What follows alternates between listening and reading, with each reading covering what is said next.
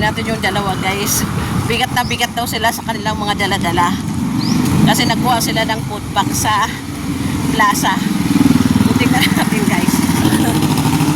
Ayan na sila.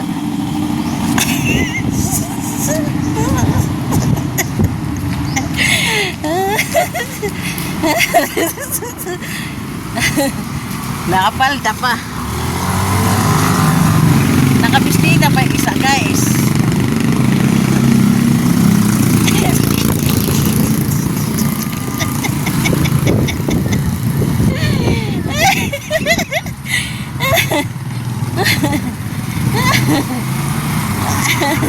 Ano? Ano? Ano? Nagtipid kayo? Hindi kayo sumakay? Hindi kami sasakay. Sasakay kayo eh, pera. Sabi mo, wala pang gabi. Kaya nyo na yan.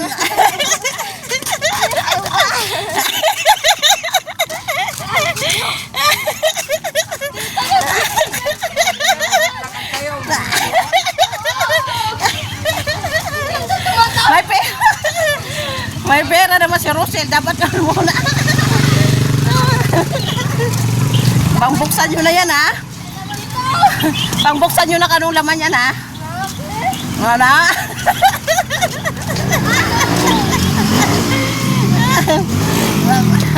Mabubusog pa tayo? Mabubusog pa tayo sa dala nyo?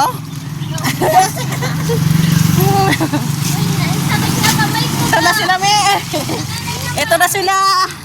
Ito na. Ito na, may mga dala-dala na. Ito na sila. Buksan na natin yan.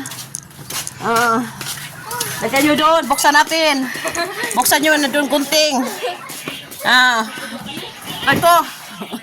Buksan nyo gunting. Sige, tignan natin.